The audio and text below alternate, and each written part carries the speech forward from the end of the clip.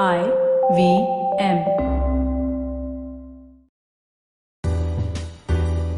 So Rohan and I used to say to each other, look, we met Mr. Tata, we had that opportunity. Why are we so greedy that we want him to invest? Maybe we should just be happy with this, And then one day I get a SMS at 10 p.m. saying, hey Swati, this is Venkat, can you call me? And Venkat used to be an intern in our office at that time. So I said, why is the intern messaging me at 10 p.m. to call? For 10 minutes I didn't reply. Then, I thought, look, if he's messaging, maybe he needs something, I should reply. So I replied at 10:15 saying, sure, call me. And I got the call and he says, hey, this is Venkat from Mr. Tata's office. Mr. Tata would like to invest in your company. Just that's it, out there. And I was like, what just happened?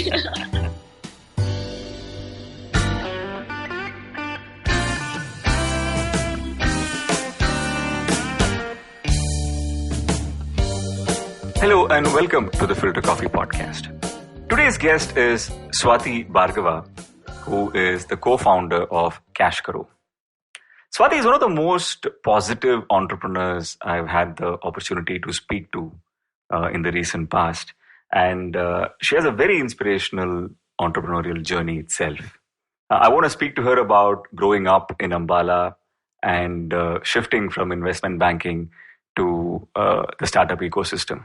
I also want to speak to her about a very interesting pitch she made to a little-known investor called Mr. Ratan Tata and how she made it successful.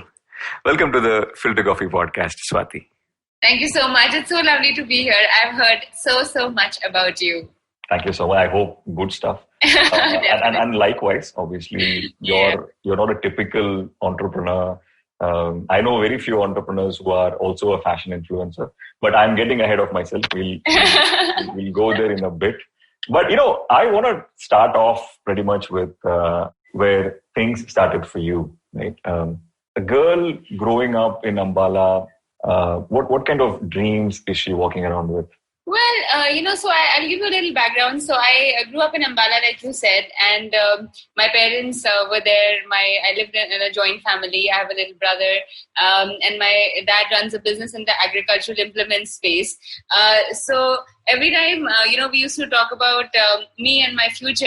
And in school, I was a bright kid, so I would always be like first in class or, usually like that.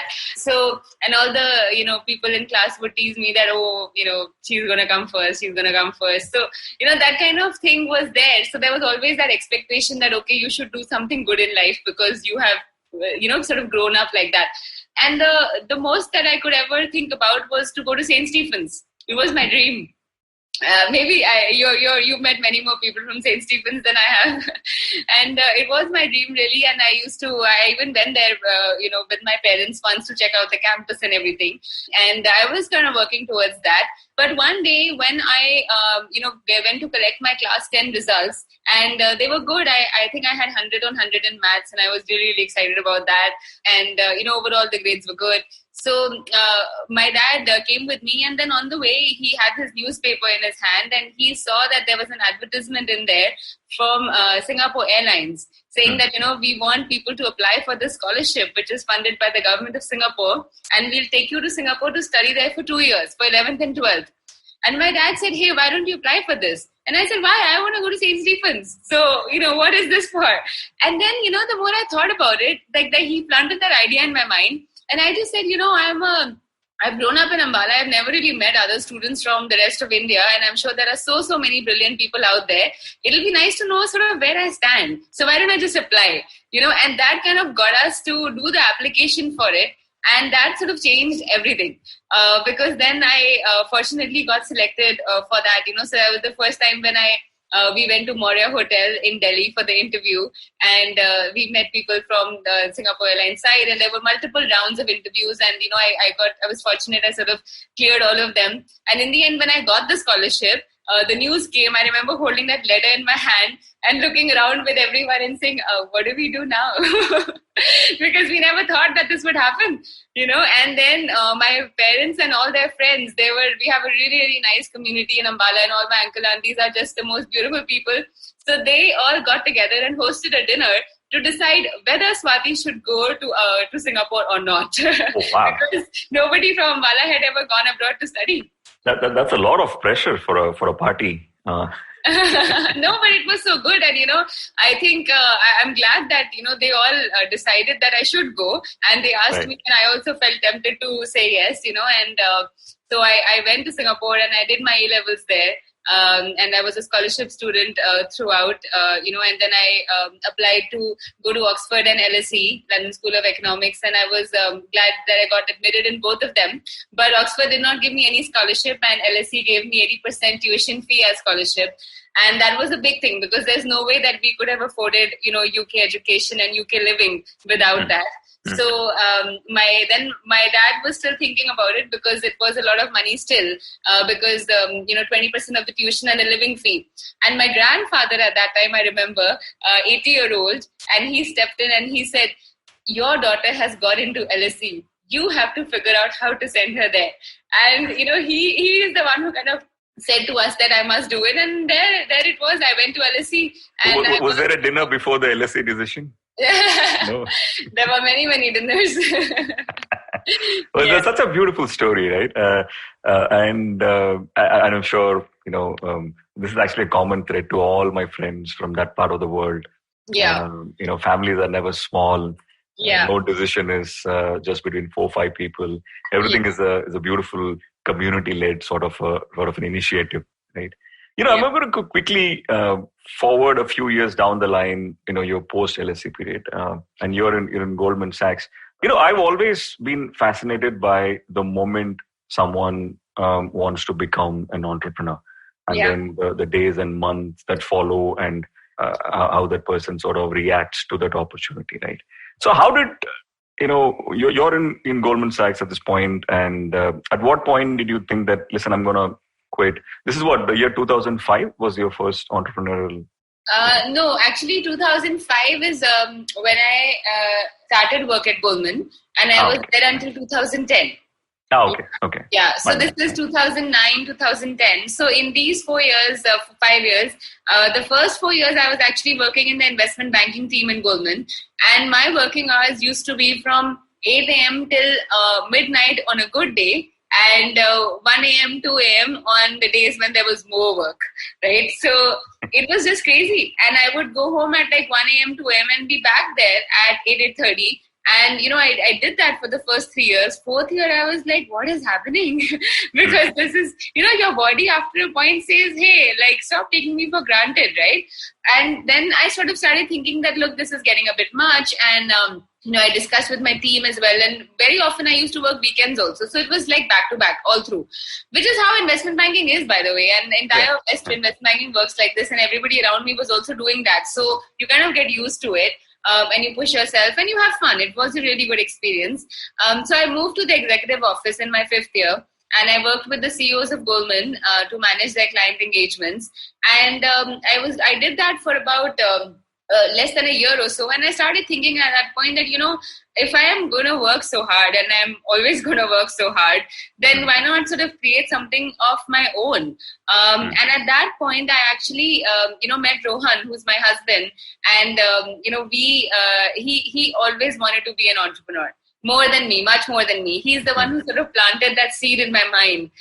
And the more we got talking, and obviously we got married, we were, and he just, every weekend after getting married, he would be thinking of a new idea of things to do. And he would take me in London to different parts of London to explore it. And I would joke with him that, when people get married after that, they do like nice things, like they go for dinner, they go for movie. You take me on like an expedition every weekend to a new part of London because you have a new business idea. But I think that's where, our entrepreneurial seeds sort of started, and we started thinking about it. And that's when we started using this cashback site in the UK. And we booked our honeymoon through that, and we got 25,000 rupees as cashback. And we were like, whoa, what is happening? What is this cool website? And we never knew about it. So that's how we got into cashback. So this happens, and you're thinking, of all the ideas Rohan has discussed, suddenly this both of you are equally excited about this as a product. Yes. Is that how it panned out? Yeah, that is pretty much how it panned out, because we were excited about cashback, and we said, look, we don't know about it. Our friends don't know about it. Nobody we know knows about it. Right. So why don't we do something and, do something in the space of cashback? And bring it out in a way that, more people can use it and eventually take it to India, because we felt that India will be a very big market for cashback and nobody was doing it. But we were living in London at that point. So we started pouring pounds. We launched a website and we actually started, so the first time, so basically our business initially was that we would set up cashback sites for large newspapers. So we would go to the Metro newspaper and say, hey, your readers would love cashback. Why don't we set up and manage that site for you? And one day we were going in the Metro in London and we said, it'll be amazing to tie up with this Metro newspaper, because this Metro newspaper is what is in everyone's hand. And we were, from finance background, no contacts. We're like, okay, how do we even get to the Metro? And that is the point. I'm sorry I'm interrupting your flow. Yeah. But I wanted to spend more time in this phase of your journey. Yeah. Right? So now you're back from your honeymoon. You're convinced this is the idea that you want to do. Interestingly, I didn't know this. It's interesting that you want to take it. You had wanted to take it to India eventually. Yes. But at this point, it is still an idea, right? What is the journey in making this into a product? Like you said, you're really not in that ecosystem. Your ecosystem is more finance and investment banking, etc. Yeah. How long did it take you before you actually had a product? And what was that journey like? That journey now, it was like 9 years ago. And, but I still remember because it was so hard. And, it was so hard. It was harder than I expected. And every other day I would tell Rohan, we didn't think it'll be so hard. I didn't think of that. You didn't tell me I'll have to work so hard in this also, But then that's just how it is. And because I think nowadays, there is so much more awareness around how to make a website, how to make an app. I mean, there are so many companies doing it as well. And there's so much more support available. And we both came from a finance Goldman background, right? We had no ecosystem, no digital marketing, no nothing. So we started working with this provider who said that, I am a techie and I have a good big team and I make cashback sites. And we thought we got really lucky in finding that guy. And that's when I sort of learned my lesson that, things that are important to you, you need to do them in-house. You need to have control over them, because we started working with this outsourced technology company and they basically took us for a ride. Every 2 months, they'll be like, product is almost done. And they'll show us the back end of some other website, not even ours, and make us believe like, this is correct. Wow. Yeah. So we had a lot of, pain in that time. I remember sitting in the corridor of our house and talking to our designer in India at 5 a.m. in UK because it was 10:30 a.m. in India already, and both of you had quit by this time? I had quit Goldman. Rohan actually continued with his job for the first couple of years until we could sort of, have this take off or have some income, so to speak. Or the income came much later, by the way. He had to leave much before that because it just needed so much work. But initially, I was the only one who had left. Yeah. Wonderful. At what point in time did you know? Obviously, this must have been quite a journey when you build the app, and then, of course, the economics of getting people to come to the platform, etc. Were there points where you thought you might not make it? Interestingly enough, no. I never felt like that. And to this day, I've never felt like that. And in fact, I think as time has gone by, I've felt even more and more strongly about what I'm doing, and even more and more happy that I am doing what I'm doing. So I think overall it's worked out well. And I think having, a founder couple makes a lot of difference, because whenever you sort of start treading on self-doubt, the other person senses it and you kind of fix it together and you come back to your normal very fast. I think there is no better co-founder than someone you're living with, right? I think. But people often say otherwise to me as well. So I think it's a debate, but for me it's worked out well. Yeah. Yeah. I would assume there's probably two sides to that. But to flip that question, as you're going through this, at what point in time did you feel like you're there, and this can now really be much bigger than probably even you imagined?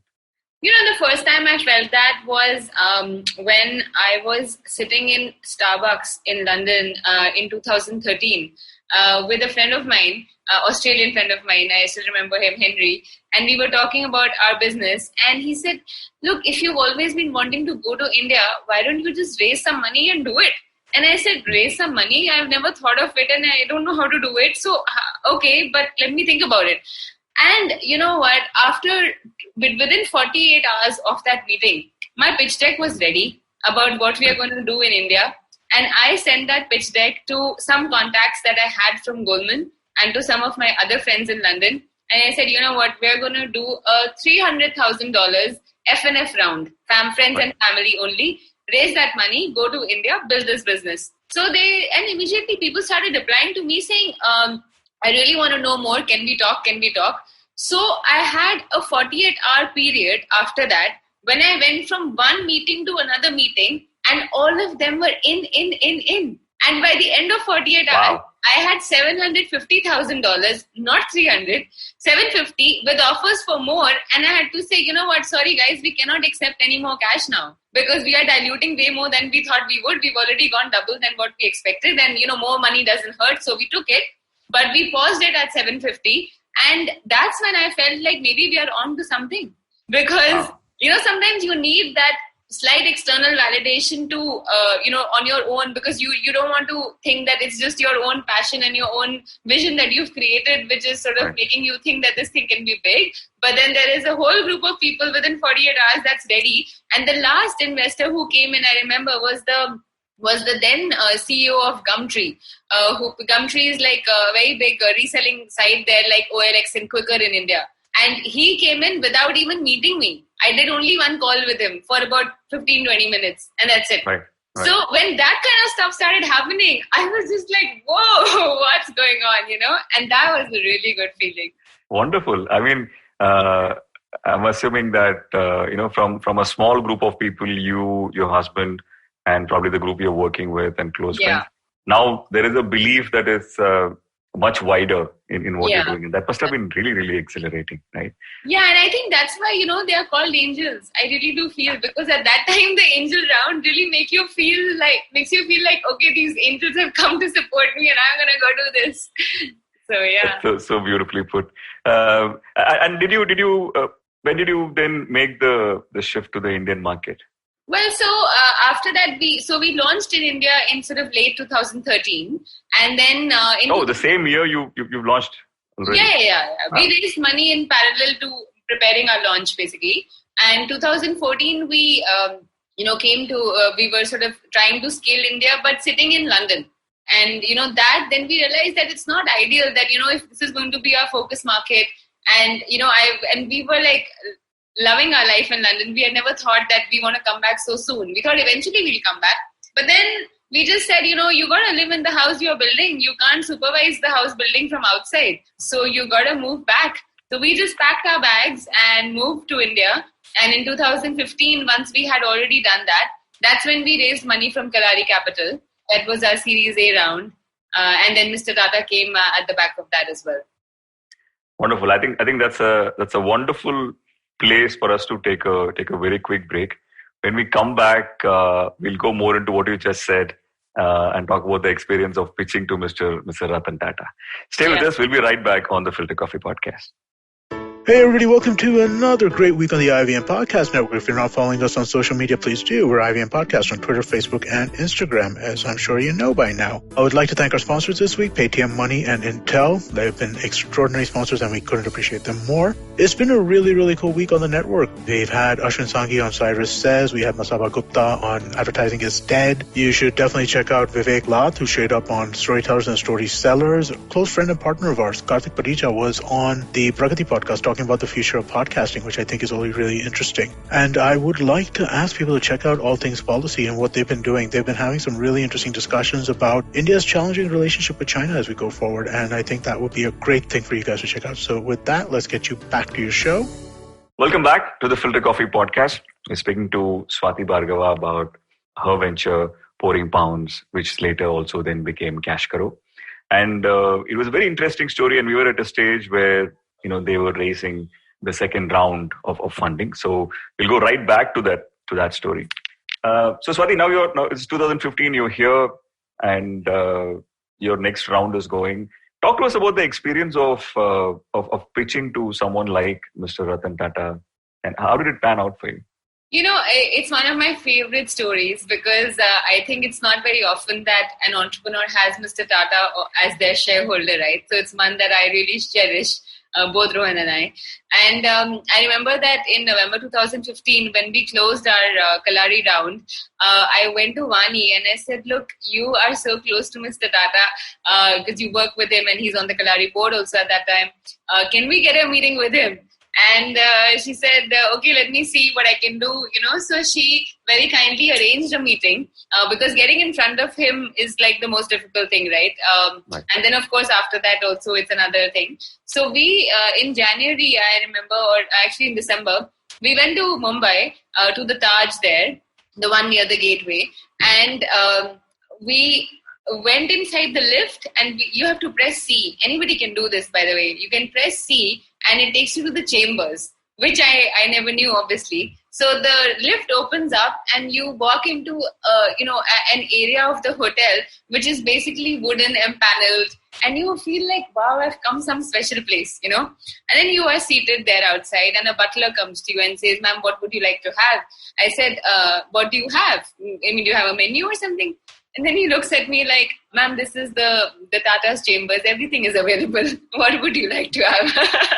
And then I realized, okay, it kind of hits you that, okay, I am somewhere near Mr. Tata. So that was interesting. And then, so I ordered pancakes or something like that just for, heck of it.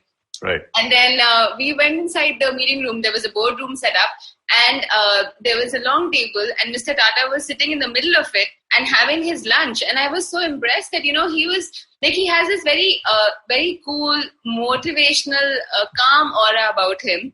And he had a full dessert plate. So he was eating healthy and, and eating full. It's not like, he'll eat a little bit or something. So I was very impressed with that also. So when it was our turn to meet him, we went and, there was a projector which was basically at the end of that table. So I had to stand at the end of the table and pitch and he was sitting somewhere in the middle. So they told me, your time has started. You have 15 minutes. You can start. So I went and stood there and then I said, you know what, this is not going to work because if I'm going to stand here and he's sitting there, we will never have eye contact. He will never know who I am. And how is he supposed to then invest money just in 15 minutes? Because that is my objective at the end of this. So I said to him, Mr. Tata, do you mind if I don't use the pitch deck and I just sit across from you and have a conversation? And he said, yeah, sure. I don't mind. I said, okay, wow. Great. So I sat there across him and that's when I started telling him about our journey, what we do at Cash Karo, why do we do what we do. And, he was attentive in that entire time. He was asking questions in between. And in that room also there were other people. So the Kalari team was there because obviously they helped us get in the interview. And then his whole investment team was also there. So there were a lot of other people in the room, but you have to basically, I was just like, whoever is there, never mind. My focus is here and I'm not going to get, intimidated by anything else. So I just told him our story. And then in the end, I asked him, so what do you think? And he said, look, you are in a country that loves to save. And you're giving free money. What's there not to love? I said, well, exactly my point, right? And so that was nice. And then, when we started off the meeting, I told him that, sir, at the end of this meeting, I have to request you for a photo because my 95-year-old grandfather is very, very excited that I'm having this meeting with you today because his first job was also with the Tatas, So this means a lot to him as well. So he said, oh, you're a good entrepreneur, I can see, because now you've made me emotional and I'm going to say yes to the photo. So I said, okay. So that was interesting because we had some conversation and that's what I wanted.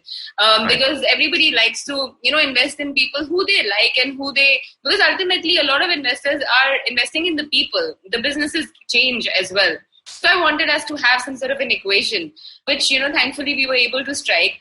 And then the meeting ended and we went home and we said, look, this was a good experience. And, for 2 weeks, we didn't hear anything. So Rohan and I used to say to each other, look, we met Mr. Tata. We had that opportunity. Why are we so greedy that we want him to invest? Maybe we should just be happy with this, And then one day I get a SMS at 10 p.m. saying, hey, Swati, this is Venkat. Can you call me? And Venkat used to be an intern in our office at that time. So I said, why is the intern messaging me at 10 p.m. to call?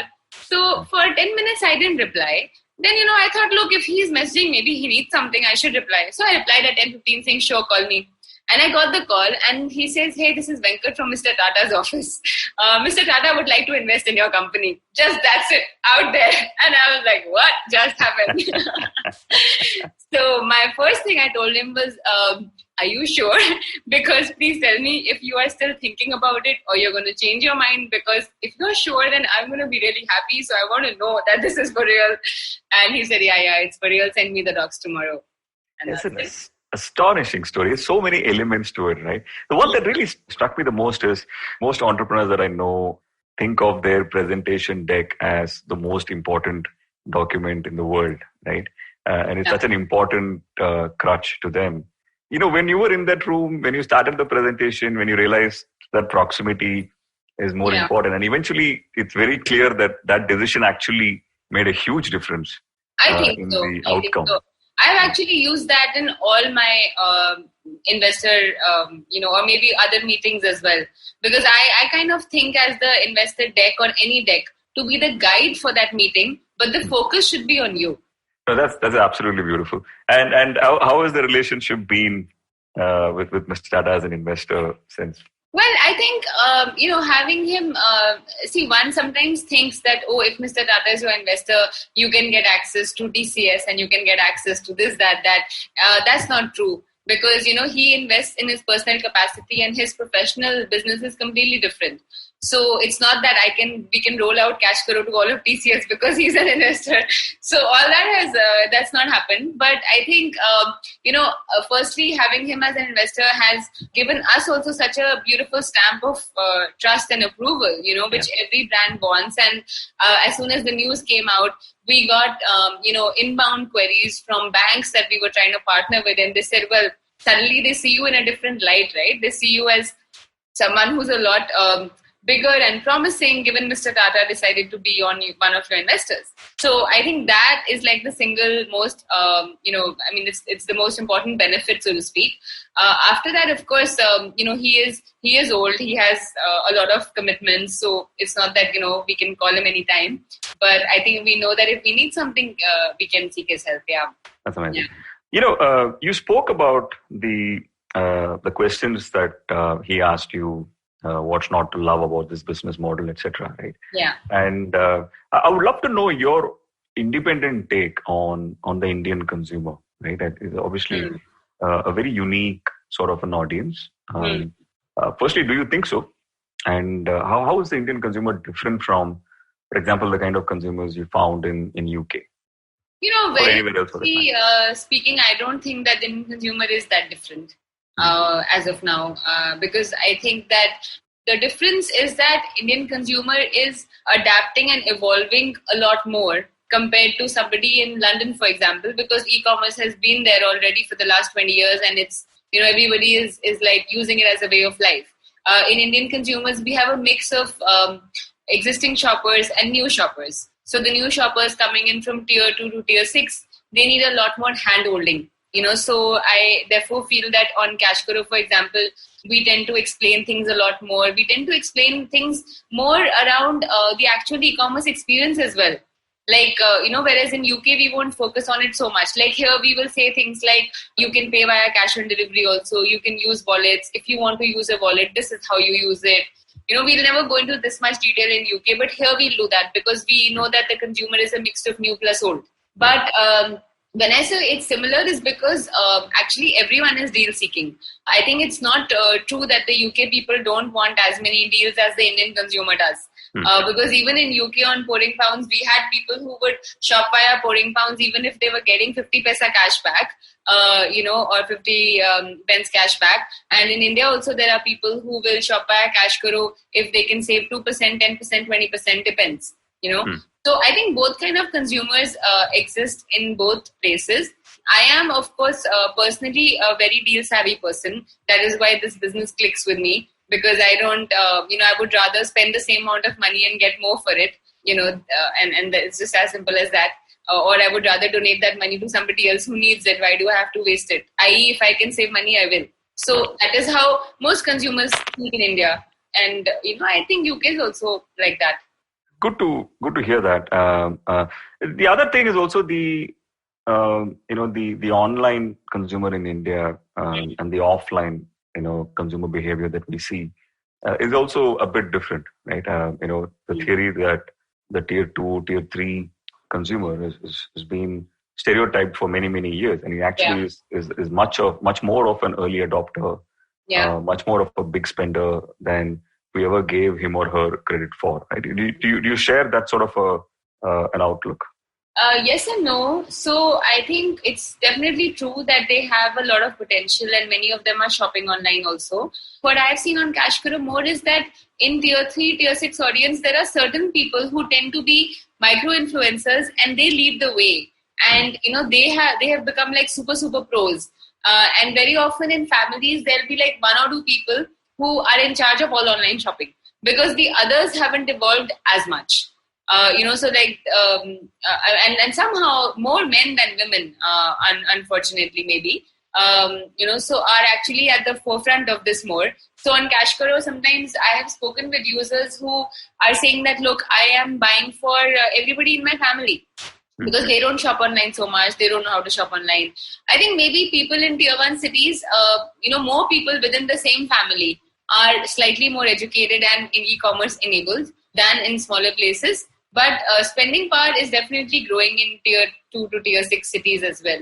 I mean, I come from Ambala, like I said, and 3 months of lockdown, I was in Ambala and I've come back to Gurgaon now. But everyone in Ambala is shopping online and they're spending a lot of money. So it can be a small town, but I have no reason to believe that, they will spend lesser. Right. Yeah. That was what I was trying to say as well, right? Yeah, absolutely. You now moved on from just someone who is setting up this business and finding the right investor to growing the organization. And you also presiding over a company which has a great organizational culture, evidently. You won, your organization is part of the Great Place to Grow sort of list. And I know how difficult it is for an organization to get there, right? For the uninitiated, the Great Place to Grow Institute does a very rigorous survey on employees of each organization which wants to participate in that research.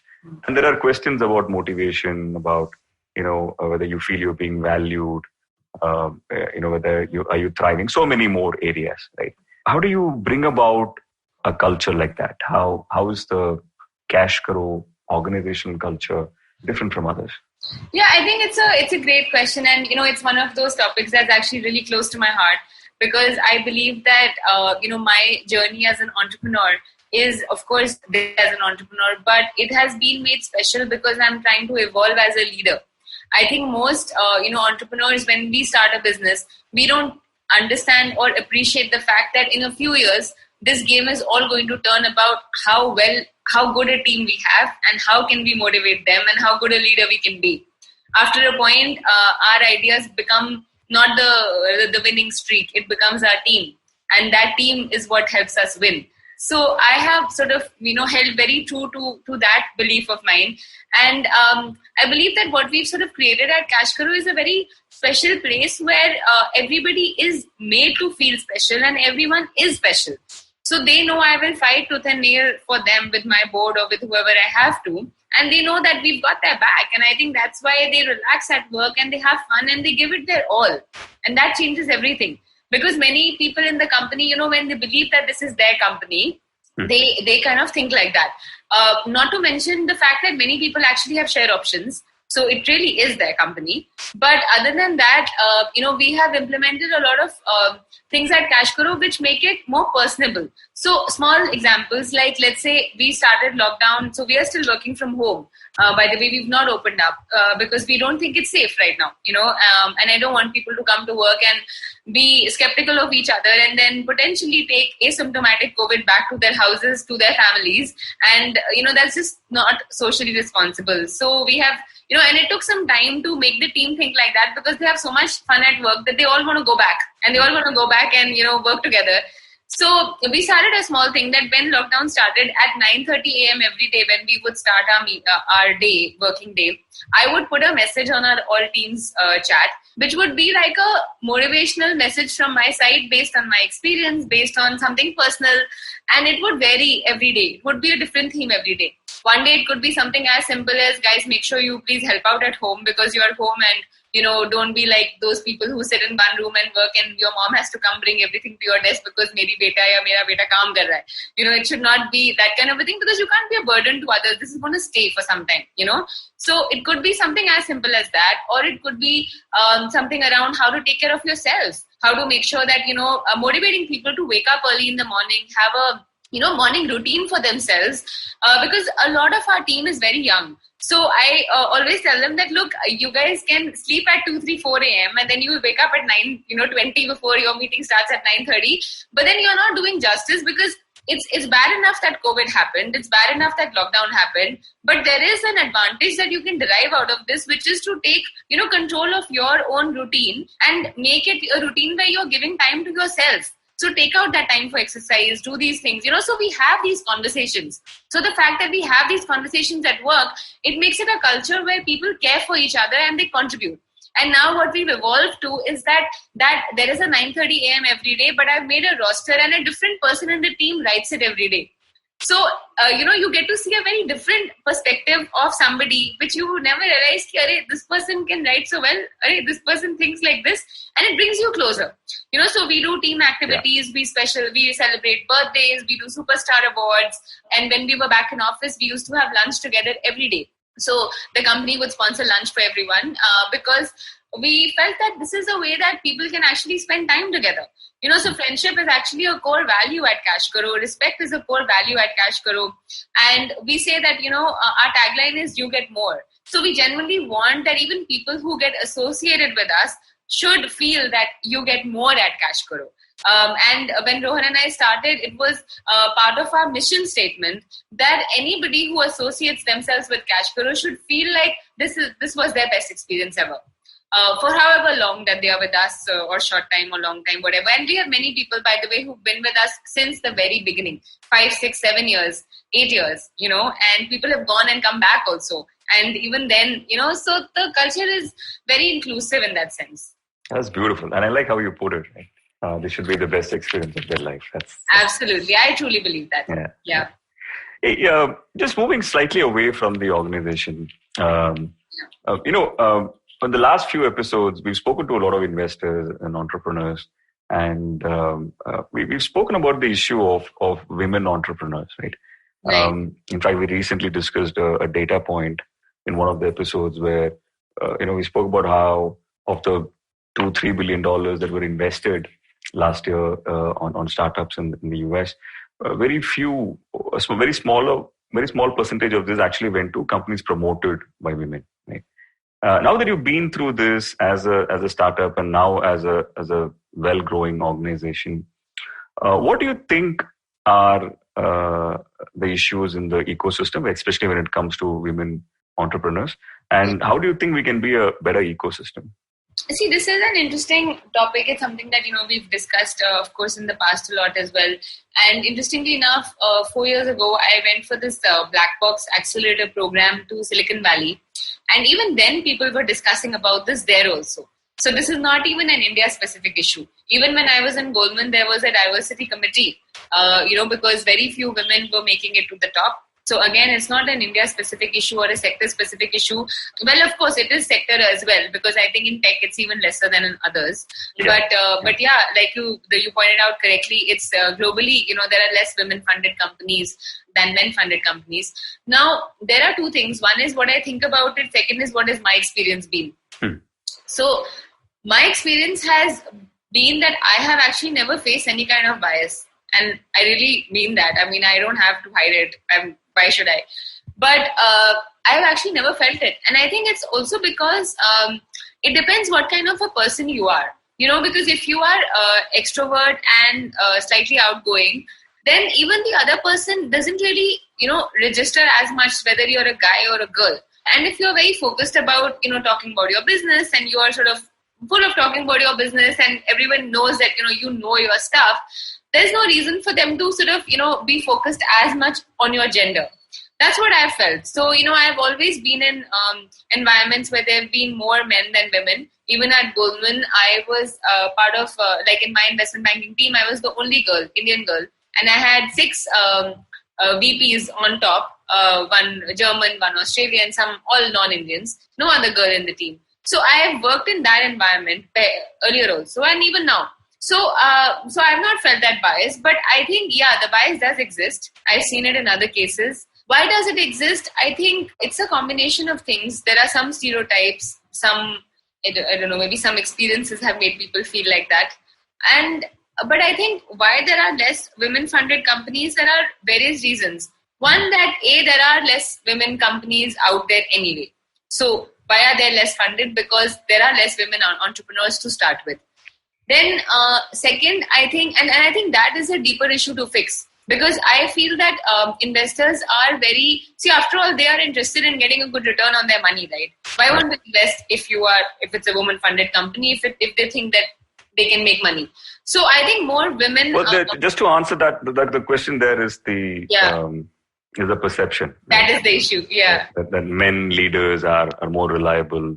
And I don't know. Because their life choices are different. I have not felt that. Like all the investors I've met, and I think I know pretty much everyone in the Indian ecosystem, I can't imagine them sort of passing an opportunity by because it's led by a woman but not a man.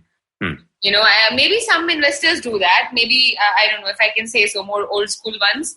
But certainly not anyone who, you know, is young enough to know what's happening. Let's put it that way. Right. No, I mean, it's great. It's great that your experience has been like this, and that you feel at least the people you know, the investors you know, are unlikely to make a decision like that. Right? And that only gives us more confidence on the ecosystem itself. You know, Swati, we started with you as a person, and I would like to come back and close that curve. You know, I've met two kinds of entrepreneurs, right? One is people who are completely consumed by that mission, and you know, that becomes everything that they do in a day, right, from beginning to end. They have crazy work hours. The body is just a means to the startup for them, and all of that, right? And then I've seen you know, founders who obviously you know, are not any less passionate about the piece, but they're also able to appreciate life in a slightly larger way, right? So I know that you're very into wellness and yoga, and like I said at the beginning, you're a big fashion influencer yourself. How does all of that add to the kind of leader that you aspire to be, and that you are as well? You know, you are right. I mean, I am really interested in all these things. I was just thinking about the connection to the leader part, which is true. You're right. There is a connection there also. So you know, my journey with sort of yoga and meditation and wellness and everything sort of started, you know, about 10 years back when my mom introduced me to pranayama. And I was doing that. I would go for a walk. And I knew for the longest time that, you know, if I can change my morning routine from, instead of waking up at 7 a.m., if I can wake up at, say, 5:30, it would change everything. And I just went in and out and I couldn't do it as much. But then once the lockdown started, on Mother's Day, my mom told me that I want you to give this to me as a gift and do it for 1 week. And that was it. I did it for 1 week and I changed after that. So now I wake up at 5:30 a.m. and whatever I used to do earlier, I had a morning routine even then. But now I've, you know, fronted it a little bit. So I do my walking, I do pranayama, I do, you know, meditation. And I think that has made me very calm as a person and positive as a person. And I think these two things really, really help, you know, when you're dealing with the team, because there are so many instances when, you know, we have to give feedback to people, when, you know, we have to say something to them which we are, say, for example, not happy with the way certain things were done. But then it also helps you appreciate the other person's perspective. And I've learned small things like, don't do it in groups, do it one-on-one, you know, say the positive thing first, you know, make the, you know, explain to them why this was the case, why you're doing that feedback. So all this, you know, I think overall your compassion index goes up when you do things like this. And I think having a higher compassion index helps you become a better leader, because when somebody is facing an issue or they're doing something right or wrong, you're able to, you know, see much more from their perspective. And that is why half the battle is, you know, to understand why the other person is doing that. And then you suggest a solution accordingly. So I think that has really helped. And then the fact that I'm doing some of these things, it's helped our team also to become more like that. So now I've realized so many like people message me and say, hey, thanks for sharing this meditation link. I also tried it. It was so good. So, they are liking it. Then recently I did this session with the team where I said we'll do Om chanting together for 15 minutes and that's it. No, it's not a very long session. So we got together at 5:30 p.m. and 5:30 to 5:45 on Zoom, we did Om chanting. And, I got a message from somebody after that saying, look, I was struggling to sleep for so many days and now I'm doing this every night and it's helping me get better sleep. So now what does that person think about their leader and their company? It's a positive vibe, right? So all these things help in, help in making people feel more for the company that they're doing. And to me, it comes naturally. I enjoy it because for me, just doing a business and just focusing only on the number would be very boring. What fun would it be if, we all were not having fun in that journey? Right. So this makes it more interesting for me also as a person. No, it's beautiful, and I resonate with so much of this, right? And like you, I used you are a morning person yourself. Massively. I used to be like a 6:30 sort of a person. Yeah. And I made a slight change to make it about 5 and not 6:30. Yeah. And like you, I front-ended it a lot. But for me, I come from the school of thought where I feel that your mind is your freshest, is at its freshest in the morning. Yeah. So I actually started getting a lot done between 5 and 7:38. Okay. So two things happened. One is you're pretty ahead of the day by the time everybody else begins work. Yeah. And the second thing is also I realized that when you do that, it makes you mentally available a little bit more during the day. Correct. One big difference, because unlike yours, I have a fairly young team, and the thing with advertising is they can work as long as you want them to in the night, but a 10 o'clock call is too early in the morning, right? Yeah. Well, our team is also a bit like that. So it was a struggle for all of them first. First, we used to do the call at 10. Then we made it 9:45. Then we made it 9:30. And then now it's 9:30. We won't make it any earlier. But 9:30, they've all sort of started getting into that routine, because then they've started sleeping a little earlier. So their 3 a.m.s have become 1 a.m. The 1 a.m.s have become 11:30. Not bad. Off the record, offline, I need to take tips from you on how do you change it to that. Yeah, and the thing is, you have to do it in a way that people still like you after that, So beautiful. Yeah. Hey, we usually end the episode by asking our guests what they are reading, listening to, watching these days. What's keeping you busy on that front? Anything interesting? Okay, so I am listening to this book on Audible right now by Gabriel Bernstein called The Universe Has Your Back. And, I love the concepts there. And it really kind of makes you, relax a lot more, thinking that, okay, I got to do my best and then stop fretting. Leave it to the universe, put your affirmations out there and, it will come back to you. You have to go with that belief. So I'm really enjoying that book. And that reminds me of the other great philosopher called Shah Rukh Khan of our time, who subscribes to that belief as well. I have not quite found that camp, but actually the philosophy is so. Right. Sorry, I interrupted you. You're saying no, so that's what I'm listening to, and I am also physical copy reading also this book called Things You See When You Slow Down. Oh, lovely. And this is by, I think, Hunim Sanim. So this is interesting also. Somebody at Cashcrow actually gifted this book. And I thought maybe there's a reason they want us to, slow down. So let's read it. That's a good message to your manager. It was, I spoke about it in the team meeting also. We all had a laugh on it. But I think it's a good book, Wonderful. Anything you're watching which is interesting? No. I have, since lockdown started, I have pretty much reduced my TV time a lot. Because if you wrap up work by 7:30, you have spent some time with family, read a little bit, you got to sleep by 10:30, 10:45, otherwise you can't wake up at 5:30. So I've pretty much cut out Netflix. Netflix is for weekends now only. So wonderful. That's such a change, actually. And I think that changed everything. So it's good. That's interesting. In fact, I've gone into this very weird thing where I spent about a month where I didn't want to watch anything new at all. Of course, my overall consumption also, like you, had come down. during the lockdown, which is weird. Yeah. And I was just rewatching stuff and I was not watching anything new. Anyway, interesting phase.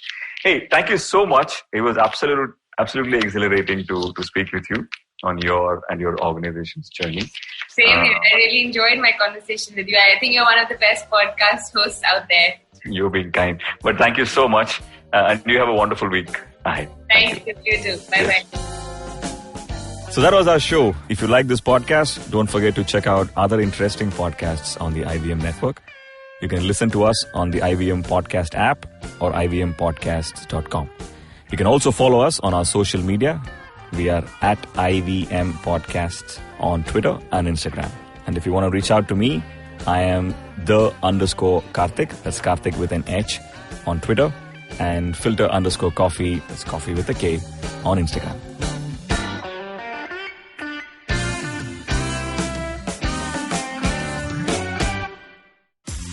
Sachin Tendulkar, Virat Kohli, Don Bradman, and now Cyrus Brocha. Okay, probably not in the right company. I mean, Don Bradman is Australian. But it's called Cyrus Says, a wonderful show about everything. Find the show on the IVM Podcast app, ivmpodcast.com, or wherever you listen to podcasts. Entertainment is like food for the brain. It's a window to culture and a great way to understand the world around us. The internet has changed what it means to be an entertainer, creating new storytellers with millions of fans. It has spawned a new breed, the story-sellers, those behind the scenes creating the business for this ecosystem. They work with brands, platforms and channels who are keen to capitalize on an audience hungrier than ever for more stories. I'm Vineet Kanabar, and I have a ringside view to how stories are told and sold. On my show, I bring you creators, artists, executives and marketers for a freewheeling conversation around the business of entertainment. Tune in to Storytellers and Storysellers for personal stories, analysis and criticism every Thursdays as I talk to the brightest minds telling or selling great stories today.